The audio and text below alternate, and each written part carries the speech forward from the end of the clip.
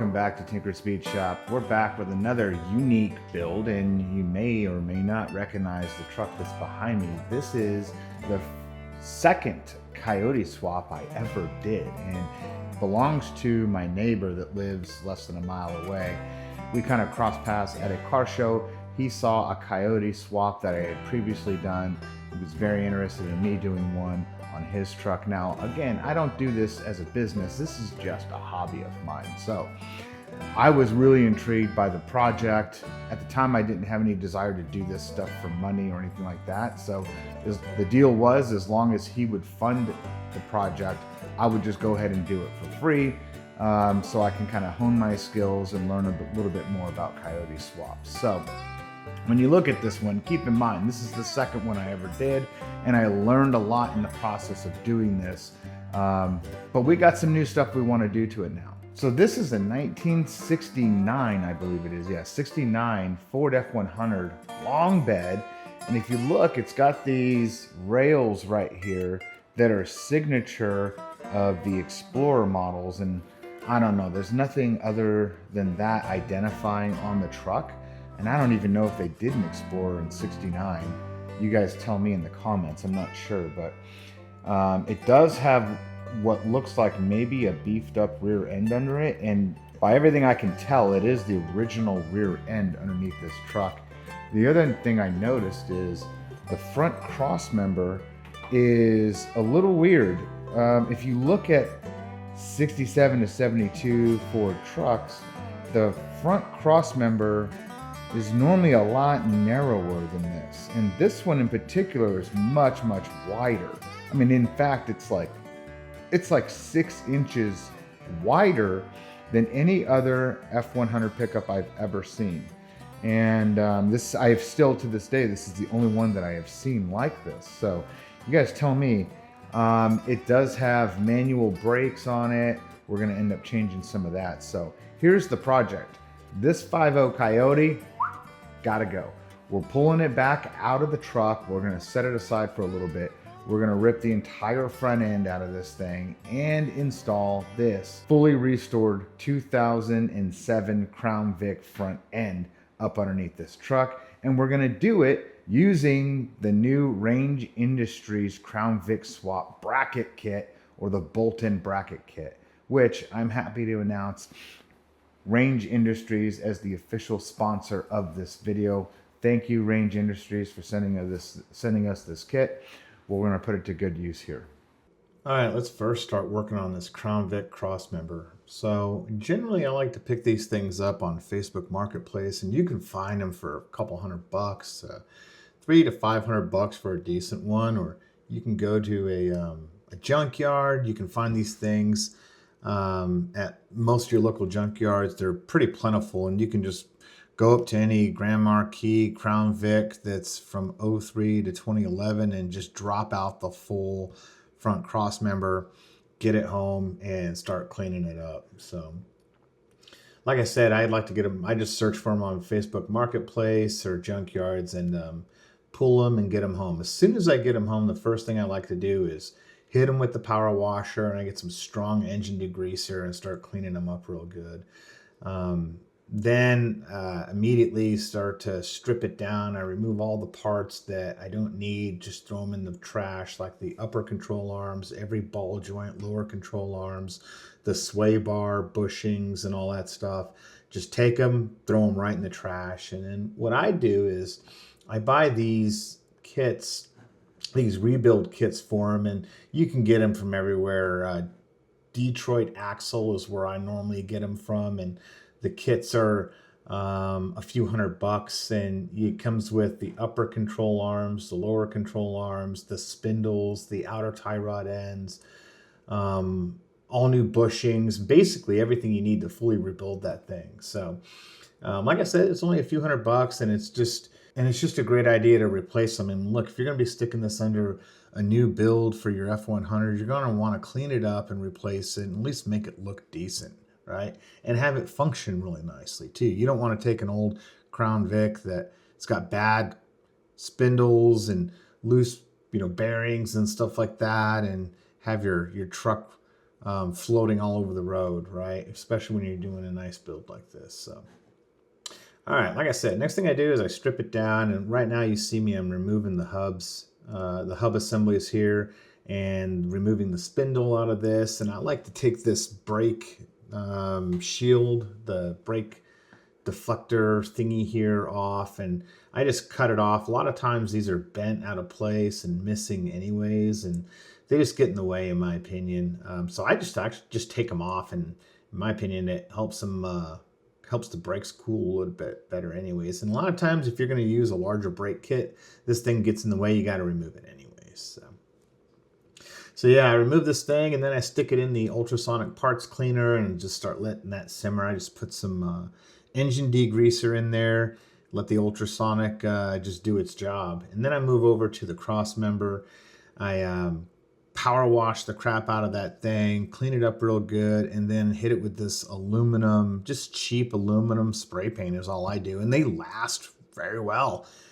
Do a couple coats of this spray paint. You can do whatever color you want. I just make it look original with just aluminum spray paint. It seems to work really well for me.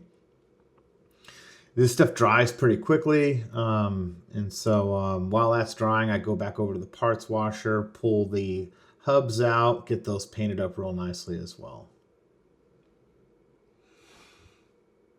Next, let's talk about what kind of steering are you going to use on your build. So you got a couple options here, and Range Industries has a really cool kit where you can take the Mustang GT, like the S550 or S650 electric steering rack, and install that on this Crown Vic. There's a small kit you can purchase from Range Industries.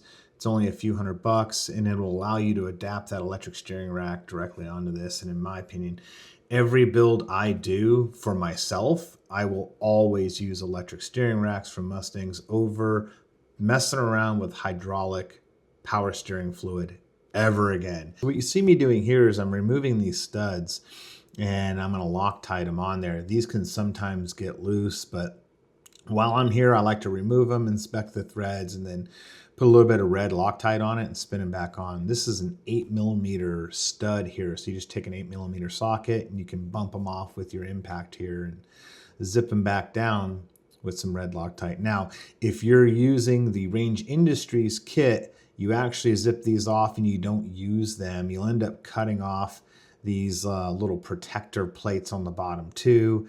And then it comes with that kit comes with its own bolts that you'll use for this when you do the electric rack. So.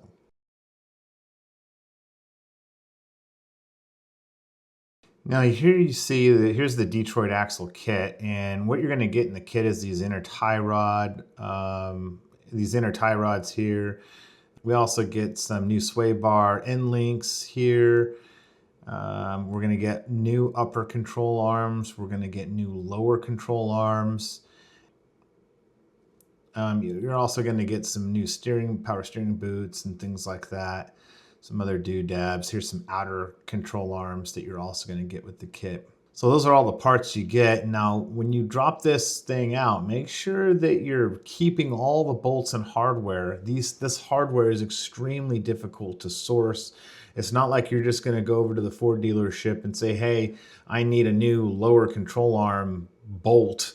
They're going to tell you to go pound sand, basically. You're going to end up going to junkyards to try and find these little miscellaneous bolts and stuff like that here and there. So don't lose any of that hardware. You're going to need it. So here you see me installing the lower control arm, and of course there's a left and a right. So get that installed. There's a different angle of it here, and you can see I put the bolts from the front to the back, and for here I just kind of hand tighten these bolts on there. Once I get it into place, I get them snug, and then once they're snug, and you get the car off the lift, you lower it down on the car's own weight. And once it's under its own weight, then you're going to lock everything down.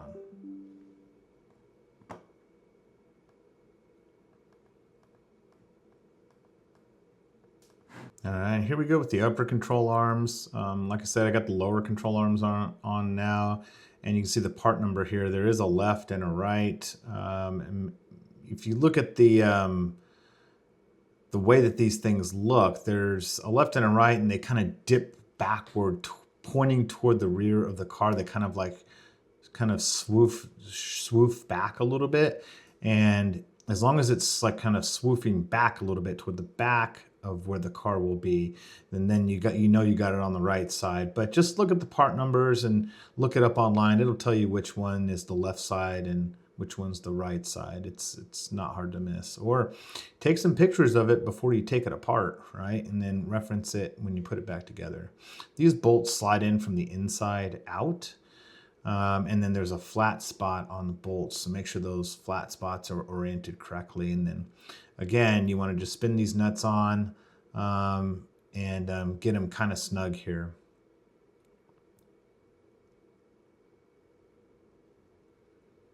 Again, once we get the car down on the ground, we'll lock these things down, torque them. Going and doing the right side now with the passenger side.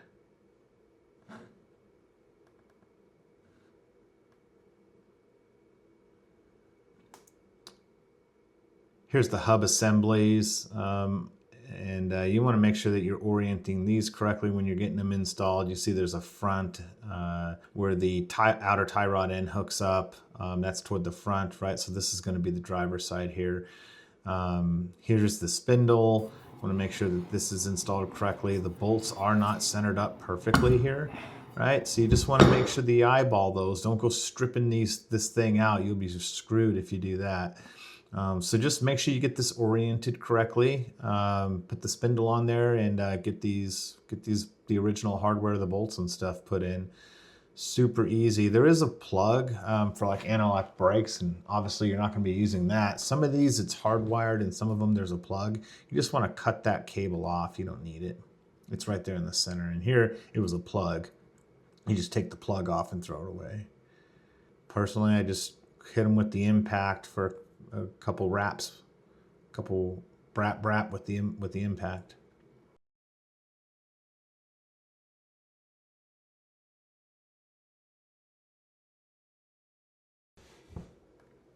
All right, now you got the upper and lower control arms on. Let's move the completed hub assembly, making sure it's oriented correctly. Get it over here to the Crown Vic and start bolting stuff up. So again, on this one, I just kind of leave stuff somewhat loose and then just kind of get it on there and then move it over into place. Once it gets bolted up and it's on the frame and everything, that's when I start locking stuff down. And by the way, you look at the stand here that I've got. I got this thing at Harbor Freight. I love this thing because it's kind of like you can set anything you want. It's like a pallet jack. It's on wheels. You can move stuff around. And I like building the whole thing on this. And then you'll see here in a minute, I move it into place and then hit the jack part and jack it right up into the frame, and then bolt it up, let the jack down, and it's sitting in place. So this is like the best kit you can buy, or the best little jack thing you can buy for doing Crown Vic swaps. And it's like 50 or 60 bucks at Harbor Freight. Can't recommend it enough.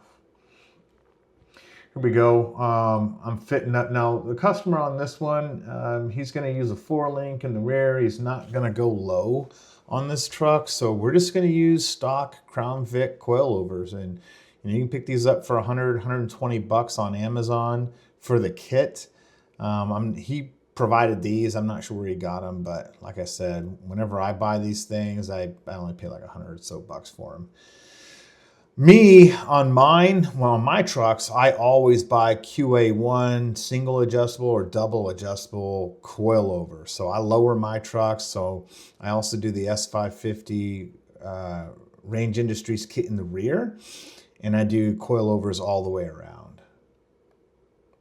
QA1 coilovers all the way around, that is. And then here you go. I'm kind of getting this lined up. This is why I leave everything loose. So it gives you enough room to like get bolts in and stuff like that. Pass the bolt through, get it nice and snugged up.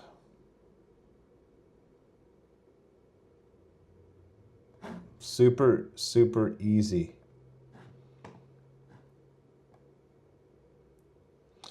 All right, now on these caster bushings and stuff like that, These are actually going to go away. You don't need them. And just make sure you pay attention to the Range Industries kit instructions. There is only one type of lower control arm shaft that is compatible with the Range Industries kit. Make sure you're buying the correct one. Here's a picture of the instructions. And here's a view of the completed Crown Vic with all new parts on it, fully rebuilt. And let me tell you, this front suspension is one of the best ever designed. I mean, it just works so well. It's very versatile. You can use different coilovers, adjust the ride height, and performs very, very well. So I really dig this thing. All right, here we got the shop dog, Dakota. Dakota's the shop mascot. You can see he's missing a leg here. He lost it. He tells people he lost it in Vietnam, and he thinks he's cute, but he comes out to check on me every now and then. He's a good pup.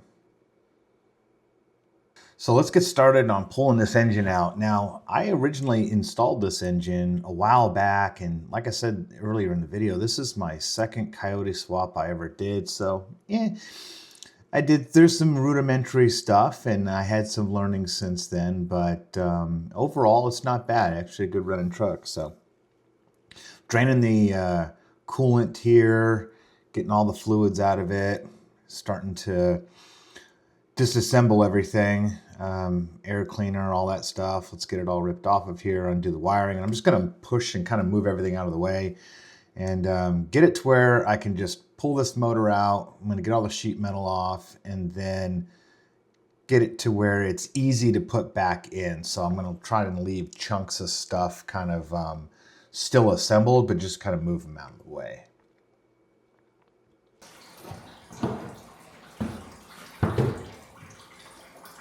Now at this point, off camera, I've already pulled the engine by now. I didn't film the whole removal of the engine or anything like that, but I already started removing some of the steering and suspension assembly. You can see here the front brakes and I-beam suspension, all that stuff. Just a few bolts. This thing drops out relatively easily, but be careful. This stuff is really, really heavy.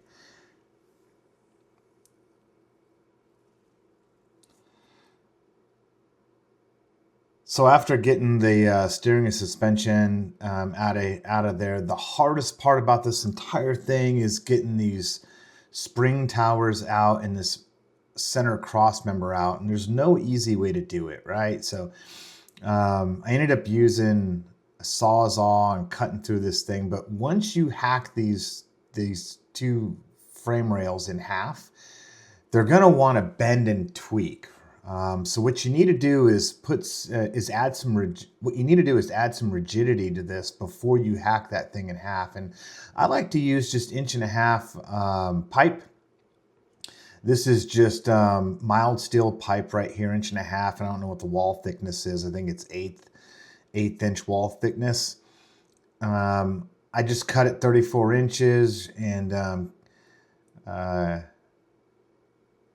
get it to where it will fit up inside the frame rail, weld it in place, and weld a bead all the way around.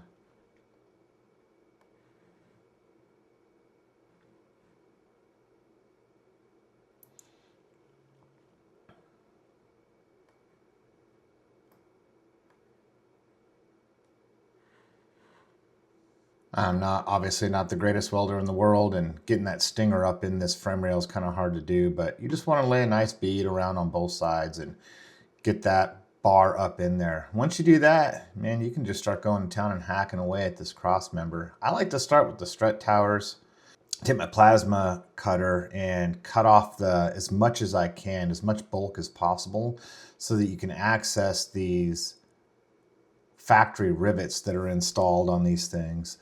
And you got to be able to get at your grinder up in there, so you got to cut the top of this strut tower off.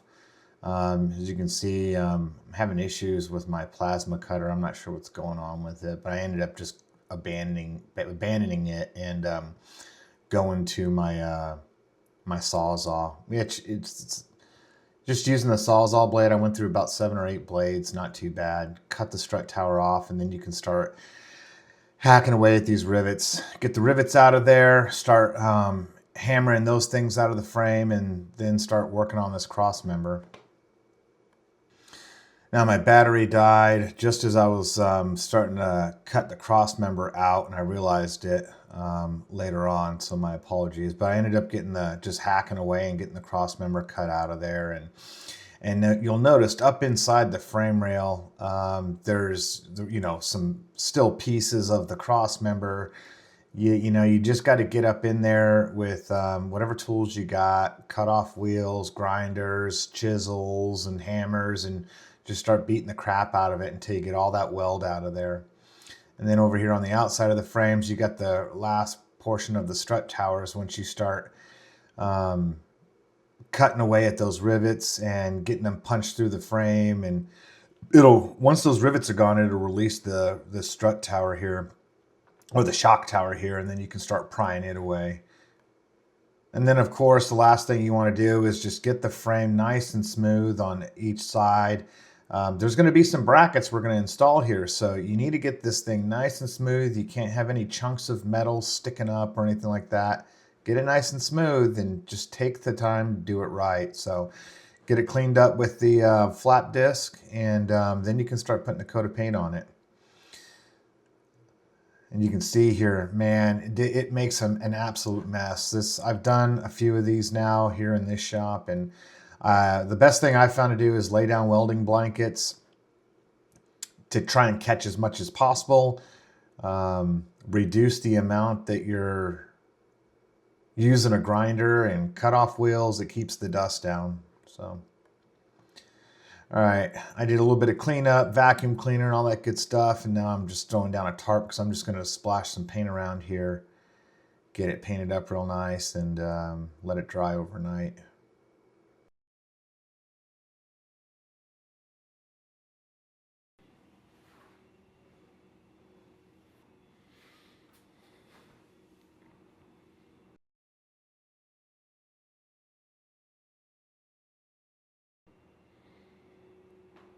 So it is the next day, and I know it looks like it's the same day because I'm wearing the same sweater, but it is the next day, and I have had at least 3 showers since then. And that's all because of the prep that's required to install a Crown Vic install. See, you got to get the frame ready. You've got to cut that cross member out. You've got to clean up the frame. You got to do some painting, protect the frame, and you got to set up your Crown Vic and get it prepped and ready to go slide into that frame on the F100 pickup truck. So do not underestimate the prep. Now just be prepared. Some of the tools you're going to need is at least a Sawzall, at least a 5.5-inch cutoff wheel, a grinder, and a big stack of cutoff wheels, grinder discs, flat discs, and I also used, did I say Sawzall? I also have a Sawzall and a couple other tools, and I used a plasma cutter.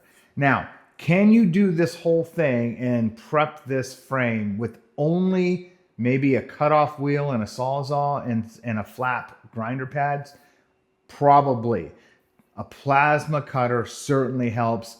And if you've got just an oxyacetylene torch, that's even better. You don't need to be super critical by using a plasma torch, but if you've got an oxyacetylene torch, this is a time where you can kind of be a bull in a china shop, so to speak. You need to get that cross member out. There's rivets, factory rivets that you've got to blow off of there. It is not fun, and it creates a ginormous mess. A lot of grinding, so it's going to kick up dust all over your shop. Like I said, it's not fun, but just take your time and try to do the best job as you can. These carts are super handy. I like just putting it on the cart and kind of getting it ready to go here and moving it in place, and then I can just move this bar out of the way here. I don't know if you can see that or not, but just move this bar out of the way so I can get it underneath this bar that I installed. I just kind of get it somewhat over there near where we're going to be. Now, if you're reading stuff online, most of the stuff you find is going to tell you how to center this thing up and locate it specifically for your F100 pickup truck, and how to get it lined up. Use this center dowel right here, and you're going to locate it between these two holes right here. Now you see these are factory holes that are already on the frame, and there's this real signature kind of block or this square holes here. So you get 2 holes here, 2 holes here, and then a hole in the center here. And then if you look down here, there's always 2 holes right here. And what most people say is the center that this dowel needs to be lined up on is right here, which this dowel pin just also happens to be the center line of the Crown Vic itself. So if you look at the shock tower right here on the Crown Vic and where the hub is, if you were to draw a laser right here from the hub straight through the entire Crown Vic, it would center that laser up on the face of the other hub.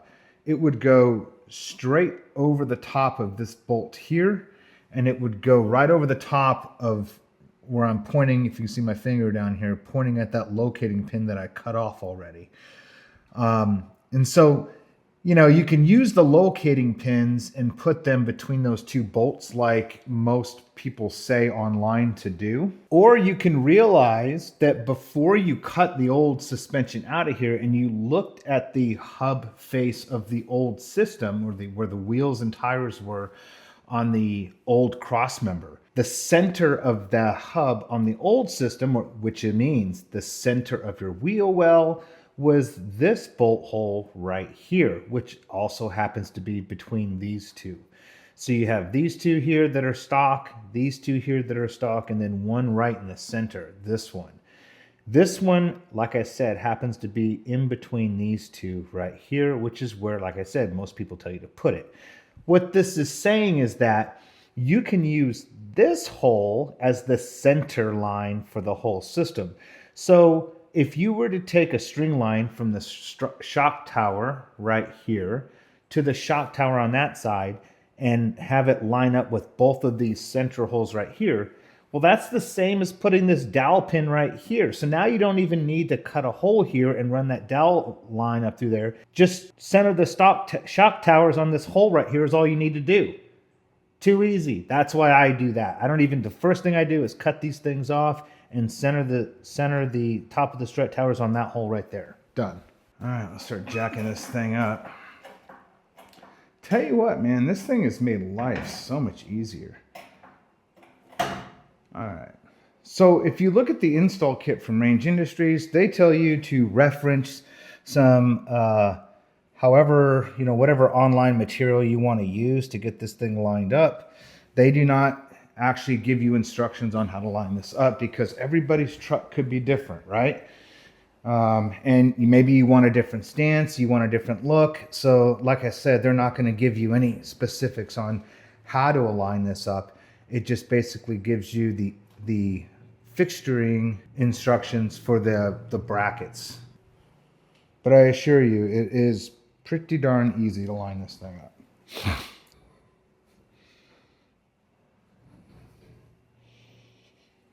So I'm just going to eyeball it for now.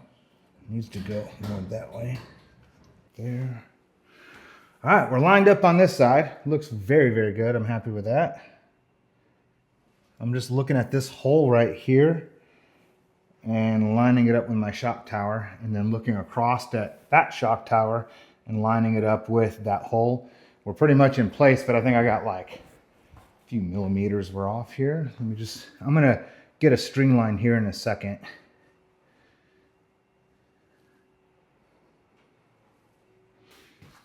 All right, let's lock it down. Let's put some weight on it. I think that's gonna be it. Let me get my laser. All right, let me shine the laser on it and see what it looks like here.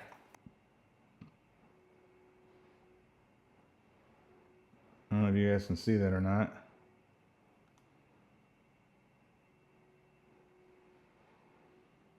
Exactly where it needs to be. Boom. It's right in the center of those 2 holes on the bottom, and it's in that center hole on the frame. Perfect. All right, let's start unboxing this thing. Now, Range Industries was nice enough to send this and sponsor the channel on this build, so big thank you to Range Industries. We always appreciate you, and we've done a lot of business with you already, and we plan to keep doing it. So, Range Industries, if you get a chance, head over to their website. They've got a lot of niche stuff in the overlanding market, but they do stuff not just for F100s and Crown Vic swaps. They do everything from roof racks to recovery gear, brakes, shop tools and accessories, garage accessories, and just all kinds of niche stuff, but also stuff for the resto mod aftermarket stuff. Now, we are going to follow the instructions when we do this, but right here is some very well packaged hardware, and you can see it's the zinc plated stuff, and all of them are nylocked. Very nice. And they give you some caster shims right here. I only know that because I already read the instructions. And this is heavy duty plastic. I don't think you're going to be losing any of your parts here. So there's the parts kit, the bolt kit. That's nice. It's always a red flag when you open up a box and they don't even include the bolts. They expect you to go get your own bolts. I don't like that. Again, well packaged stuff here. These are the brackets with all the triangulated gussets on them. Very strong. I like that. Very nice. Some more brackets. These are the uprights right here for the outside that tie the frame to the Crown Vic superstructure assembly. Nice. More of those. And then these are for the trailing arm brackets right here. Bubble wrap. Give this to the kids later. I don't know if that's really, wow. Look at this billet aluminum. Super lightweight too. Pretty darn nice. I'd say I'm happy with that. So look at that. You see how, well, that's cut out of bias right there. So that's on a bias plane. And then this bushing is also on a bias, like an off-center plane as well. All right, very nice. And they got their Range Industries logo on it right there. I would say pretty high quality. This is billet aluminum for the price. The amount of machining that goes into this stuff, I'd say that's pretty good. Not bad at all. So there's two of those. And then they give you an exciting sticker pack and a koozie with a QR code on it. Nice. So business cards, more stickers, and I always love the stickers. No candy, but they do give you stickers. Nice. All right, so let's go to the instructions here. So that's nice. They give you the CAD 3D renderings right here from what looks like probably SolidWorks or whatever. So that's nice. There's no mistaking what the part is. Let's see, we got a pair of inside brackets. We got two pair of outer brackets. We've got the LCA rear mounts, sure. Got a bunch of bolts in. We got some caster shims, very nice. Now let's move down here to the installation. Now, here's the notes. This is important to know. They make this kit so that pretty much anybody could use it as long as you have a 34-inch wide frame. So you could run this on like a D100 pickup for Mopar, and any of the years of Ford pickups that ran a 34-inch wide frame, right? But they say basically you got to mount this in a reasonably flat area. Sure, use blue Loctite and drill bolt holes 1/2 inch and 11/16 hole saw type recommended. All right, and the rest of the instructions are pretty straightforward. And so the next steps are 10 steps on how to basically install this thing and locate the brackets. It's pretty simple to do, and I'm going to take you through that now. All right, so now we're going to locate these guys right here. And if you look, make sure you pick the correct one. You see that there are some distinct differences. One side has a bolt on the outside and one bolt hole on the inside. The other side of this has both bolt holes on the inside. Just know that after looking at the instructions, I was able to see that the side that has both bolt holes on the inside of the gussets are going to go toward the front, okay? So putting that toward the front of the truck, we'll line this guy up right here and see what it looks like in here. So that's about where it's going to go. Not too bad. We know that that fits and there's no interruptions in here anywhere, and it sits nice and flat. We got all this ground down real straight, so that's good. The next thing we need to do is go up underneath here and mark these, and I use a silver Sharpie right here because it shows up really nice on the black paint. We're going to go up underneath here. We're going to draw and mark this out where both of the holes are, and then we'll start drilling those out. One other thing on the fitment here, make sure you have this thing lined up pretty straight. Don't be afraid to go around and measure and remeasure. So check the distance from the face of the Crown Vic assembly to the outside of the frame here. Measure that, then come over and measure the other side. Make sure both of those are reasonably close. Now there's going to be some, differences. It may be a little off here and there, maybe a 1/16 of an inch. Don't worry about that. These things were more out of whack when they left the factory, when they were brand new, than they are when you get done with this thing here. So don't be too alarmed by if there's some very small deviations. There's a lot of adjustment in this Crown Vic when you go to do your alignment that you should have no problem. So don't be freaked out if it's a little out here and there. We can fix that in the alignment. All right, we're back now. And you see here, this kind of might scare people to see how this flat space right here is sticking out on the side of the frame. That's actually where it needs to go. And right up underneath here, where I'm sticking my pinky, you can almost see my pinky in this gap underneath there.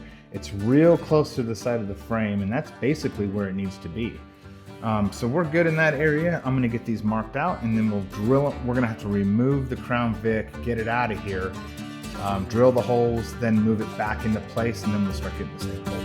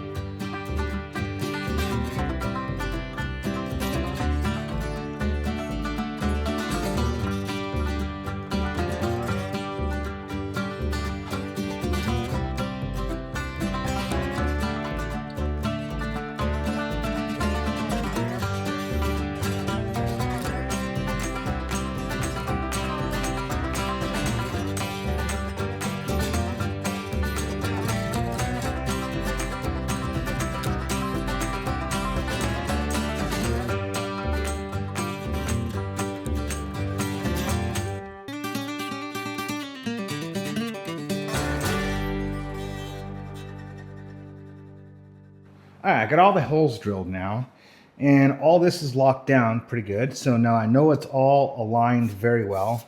So the next thing I'm gonna do is we've got to take these two bolts out and these two bolts back out, and then get these locked into place. So they're gonna go just like that, right there. And they give you the right hardware that you need. And they give you the right hardware that you need. That's these 4 bolts right here are gonna right there. Cool. I don't think you could screw this up if you tried. Those go there. Boom. Now we need to get the drill dough. And all right, so let's take these back out.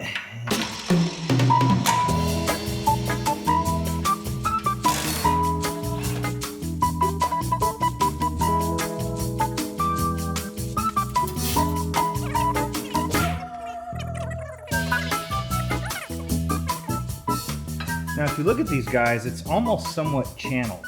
See, you get a lot of space right there. So it makes up for, if you've got an 1/16 or an 1/8 of an inch side to side, on each side, if you didn't get your measurements right. They give you enough room here.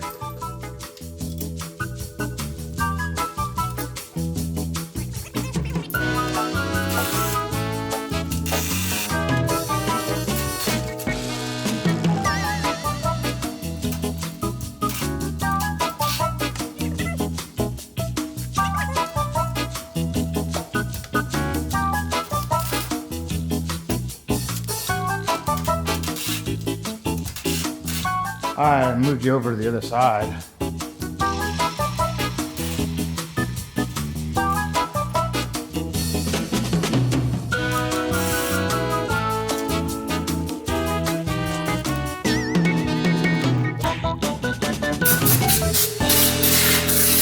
Suppose I'm happy with all that.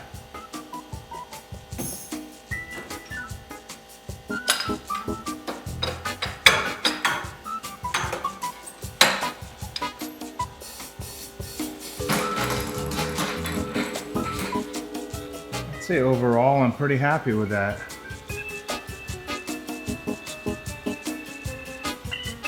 Does that look good to you?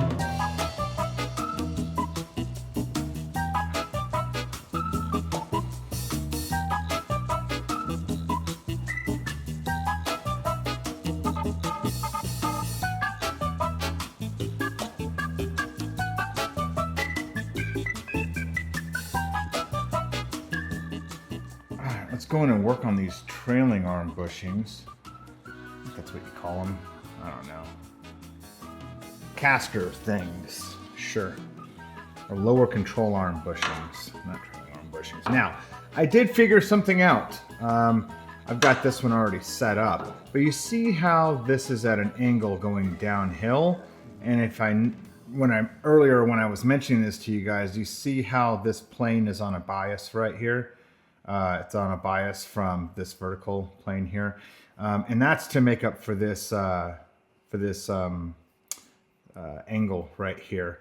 And you can see here why the bushing is also sticking out like that as well, and that's to make up for the angle that the lower control arm is pointing as well. So you're going to want to find the one that matches. So obviously this one wouldn't work because you see how this plane is like completely 45 or 90 degrees out from this one. So find the correct one. And then they recommend putting a jack up underneath here to hold this up against the frame like that. So you want to hold that up and then have this installed and drill through these holes here. So they recommend putting a jack here and then maybe even putting a C-clamp to hold this up against the side of the frame so you get your holes in the correct spot. Now, one more thing. So they give you these shims right here, and you can see that there are 4 of them. And these shims are meant to slide behind these 2 bolts right here, and it will then push the angle of this lower control arm away. And you can see when you move that away, let me show you this. This is important to know. When you move this control arm away, look how it changes the position, the caster. See that? It moves the caster forward or backward. So by adding shims there, it will add positive or negative caster, right? What they say in the instructions is that if you double up and add 2 shims per side, that will set you up for stock Crown Vic alignment caster, okay? And that is like assuming, right, Crown Vic, same correct size tires and everything on it. Perfect alignment. So I'm going to go ahead and put him in there. When he goes to get this thing aligned, if he wants to, I'll make sure he passes that information along to the alignment tech.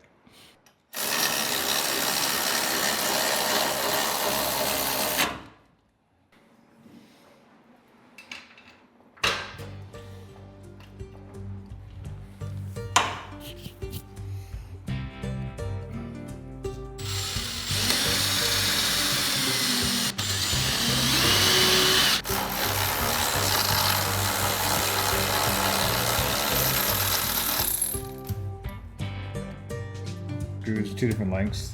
They're the same size but 2 different lengths. Obviously the top is thinner, the bottom's thicker, so the top is going to get the shorter one. Pretty easy, right?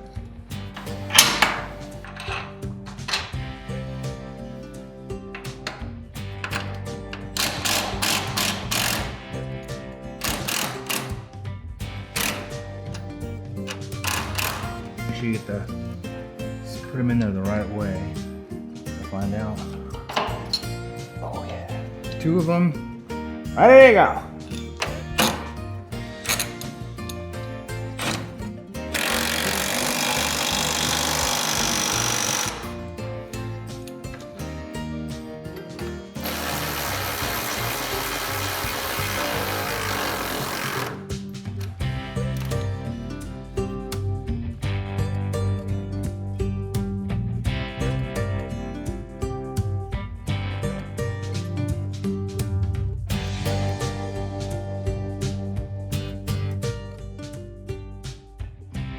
What an awesome build this turned out to be. And thank you again to Range Industries for supplying this bolt-in kit. Really, really appreciate it. I tell you what, the difference between this kit and the other kits is that it takes all the guesswork out of it. You're not fabricating from the ground up, and a lot of that has already been done for you. So that's what really made this entire install fun, is it just took all the guesswork out of it. So that is worth its weight in gold for me. In any case, the customer is going to be super happy with this truck.